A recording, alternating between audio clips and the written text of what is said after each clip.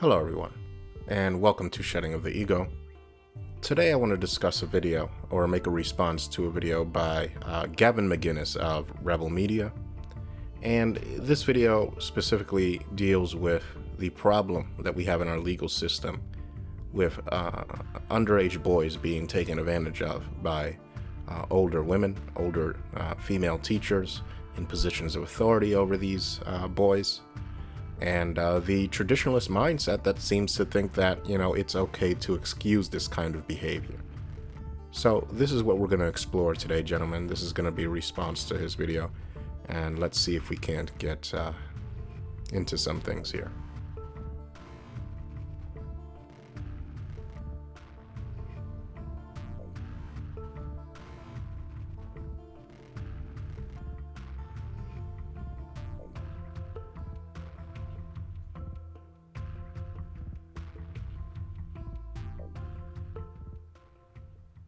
Now, the video starts with Gavin talking about this documentary in which poor black men in the inner cities opened up a fighting league in which, instead of resorting to irreversible gun violence, these men get together and made a competitive fighting league in order to A, solve their respective beefs in a non-lethal way, and B, make some money in the process. And he celebrates this as, an entrepreneurial effort, and actually is against local government for trying to shut it down, citing that hosting these fights is a felony, and of course the possibility of the fighters dying in these fights would also result in multiple felonies for the people that were hosting them. Now, I do happen to agree that these people should be allowed to fight.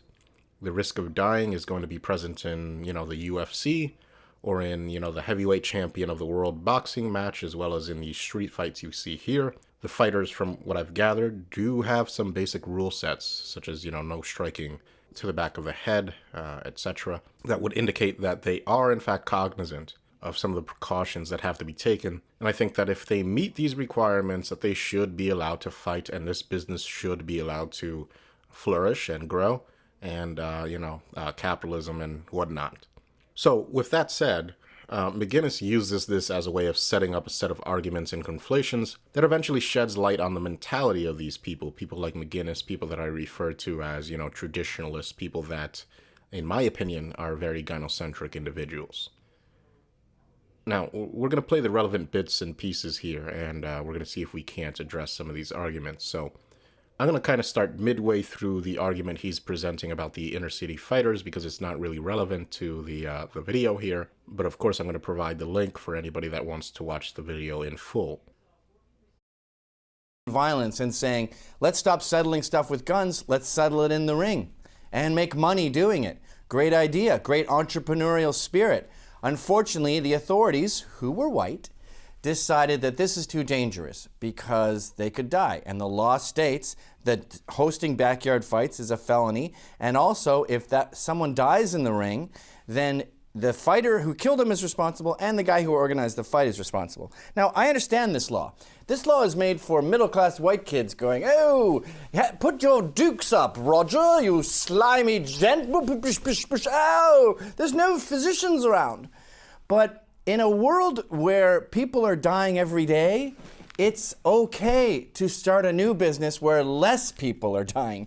And in the course of the documentary, one of the fighters does die, but he doesn't die in the ring, he gets shot in the back of the head.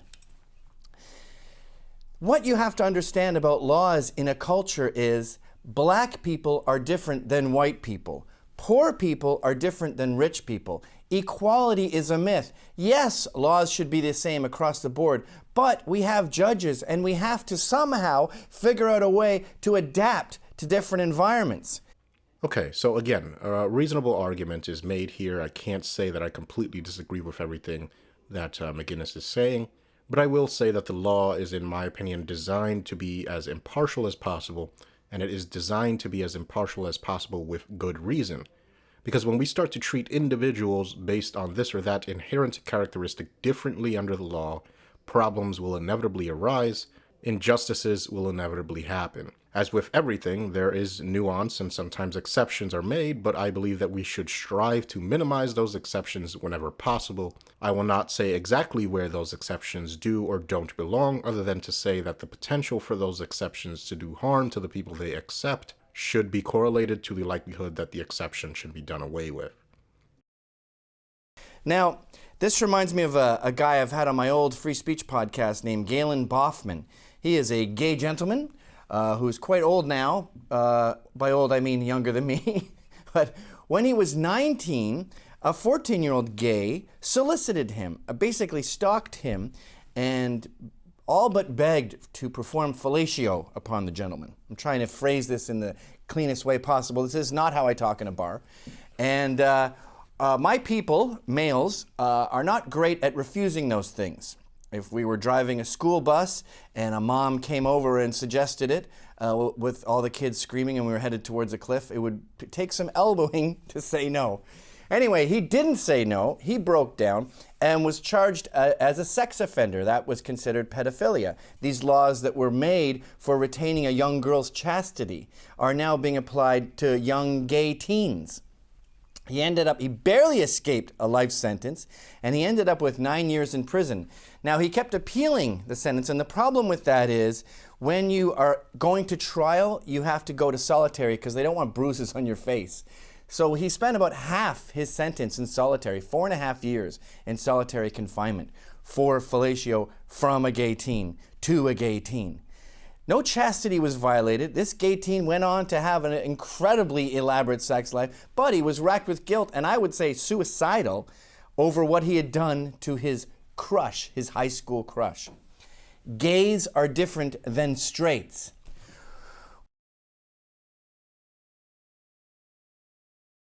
Now, here's where the problems arise. McInnes is saying here that this gay 14-year-old boy at the time offered oral sex to this man who buckled under the temptation and had to then, as a result of that, register as a sex offender. Now, McInnes says that these laws, these statutory rape laws that this man was convicted under, were, quote, designed for retaining the chastity of young girls, end quote. And it is then implied that young gay men interested in sexual experimentation need not be bogged down by these chastity laws. But for some reason, he assumes that young heterosexual women should. It's almost as if he has assumed that 14-year-old girls aren't capable of finding themselves in the exact same situation as this 14-year-old gay boy was in. What exactly is different about a 14-year-old boy being racked with guilt about having been involved with the incarceration of his of-age lover, and a 14-year-old girl who willingly consented being racked with guilt because her of-age, 19-year-old male lover was incarcerated after their consensual sex acts? Where's the difference? Because I'm not seeing it. We are biologically designed to have sex, men and women. And if we're going to have laws suggesting that it is predatory for a 19-year-old to have sex with a 14-year-old, then it should, in fact, apply across the board. This is one of those situations where, yes, it should be, regardless of gender. If we're going to prosecute people for sleeping with underage, teenagers, then it needs to apply no matter who's doing it.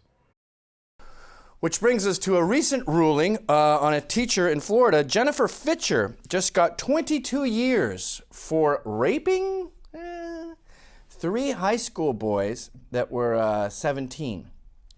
The mother in the case talked about how she could see her son losing her son. He was changing before her very eyes. And it reminds me of, all these other cases where we talk about the horrific violation of innocence that happens with young girls. And then they just flip it over to boys. And you go, I remember being 17. We were so obsessed with tits. It was like being haunted by a tit ghost. It was always just, I remember praying to God saying, please make me think about sex less. Please, I want to have a normal life. And this woman gets 22 years for that? Now, she should have been fired, and I got it. If I was her dad, dad of one of these boys, I don't know, I might be mad. I feel like I would want to high five the other dads. I'm sorry for having that feeling, but if it was young girls, I would want to murder the teacher with my bare hands. But when I think of the roles reversed, I don't feel this. I feel more of a this shape. And the same with Galen Boffman. I wouldn't be dancing in the streets if my gay son was with a 19-year-old. I'd want to beat the guy up, maybe hospitalize him. And I've said this to Galen, and he sort of goes, well, beats 9 years. What was her name? Carla Homolka? Yeah. She got 12 years for murdering her sister Tammy with her boyfriend, torturing her and raping her, murdering her. That's 12 years, yet a crazy woman fulfilling young teenage boys' fantasies gets 22 years. Again, the myth of equality is creating this crazy world where 17-year-old boys are victims of hot young teachers.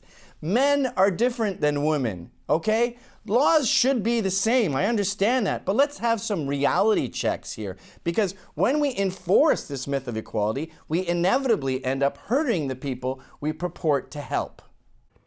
Okay, so, I never really did understand the traditionalist mentality. Now, these people mock feminists for thinking that the world owes them something simply for being female, and then, in their own actions, go about showing females that they are owed a pussy pass when they engage in sexual behavior that, by their own admission and by Gavin's own admission, would result in violence if the reverse case of a man sleeping with a 17-year-old girl took place. It's a classic case of how men uphold and perpetuate female hypoagency by reinforcing the fact that women should not be held responsible for the sexual decisions they make. McInnes clearly states that he would want to high-five and celebrate the younger boy, older woman scenario, but would want to violently assault and choke the younger girl, older man scenario.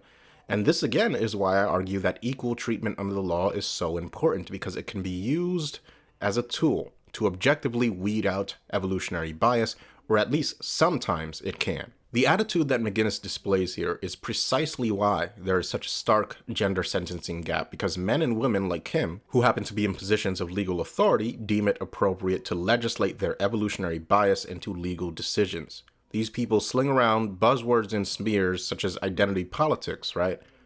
But they're nowhere to be found when boys are getting put in jail for sleeping with consenting teenage girls that are only a year or two younger than them, or when predatory middle-aged women get themselves impregnated by their own students and then collect child support from them afterwards. Now, if you want to see identity politics, folks, then this is it. Now, he does seem for a moment to apply a thin veneer of objectivity to all of this when he states that he would want to hospitalize a gay man for sleeping with his young teenage son, but I wonder if he would also want to hospitalize a lesbian woman for sleeping with his teenage daughter. I would suspect that at this point, the moral code of never hitting a woman would trump any conflicting feelings he had about it, and the woman would be under no threat of violence from him. And of course, the opposite scenario, the other side of this scenario, never is brought up by these people. Now, I'm assuming a lot of these traditionalists are have sons, teenage sons. Now, how would these people feel? And notice that they never bring this up, but how would these people feel if some other man, a father of a teenage daughter who voluntarily and consensually slept with his son, choked out his son and, hit him or abused him or even killed him because he slept with some willing, 16, 17-year-old girl, but the father has decided that he has somehow violated her chastity? Okay, and here is where the fundamental misunderstanding makes itself apparent. The fact that he proffers up Carla Homolka as a comparative example here highlights that McInnes does not understand why people like Carla Homolka, a violent rapist and serial killer, is now currently walking free, married, and in custody of her child, which she had after she helped murder her teenage sister. The reason Carla Homolka is walking free today is precisely because we do not treat men and women equally under the law. It is precisely due to the types of mentality that Gavin is expressing here. The idea that because women are different than men, and they are, that this somehow means that they should have a different standard applied to them. And despite him saying multiple times that yes, we should have equal treatment under the law, he in the same breath argues that we should treat this teacher, who was in a position of authority over these teenage boys, differently because she was a woman and they were teenage boys and they must have wanted it anyway. As though the experiences of all teenage boys regarding sex are the same exact as Gavin's, which according to this video are sex obsessed. He seems to believe that it then follows that no teenage boys could ever possibly feel victimized by the older female teacher or older women who manipulate them into having sex with them. There are, of course, real-life ramifications to these instances. These boys are sometimes expected to pay child support to these women who had no business sleeping with them in the first place, and again, the reverse does not apply. We do not expect 17-year-old girls who are impregnated by 22-year-old male teachers to pay the male child support. No, we put them in jail, or worse yet, traditionalists like Gavin McInnes feel justified in carrying out violence against these men. And society, by and large, supports him on this. But going back to Carla Homolka, it is the assumption of female hypoagency and innocence that allowed Carla to go free. It is the assumption that men and women are different and that we should make leeway for that in our legal decisions that allowed a fundamental investigative breakdown in the investigation of Paul Bernardo and Carla Homolka, one that assumed that Homolka must have been manipulated into this by her murderous boyfriend. It's the same exact mentality that McInnes is displaying here that led to detectives placing the majority of the guilt on the man before it was proven in a court of law because he was the man, and then offering a plea bargain to Homolka in exchange for her testimony, leading to Homolka only serving 12 years, and tapes surfacing after this deal had been struck that showed Homolka was an active participant the whole time.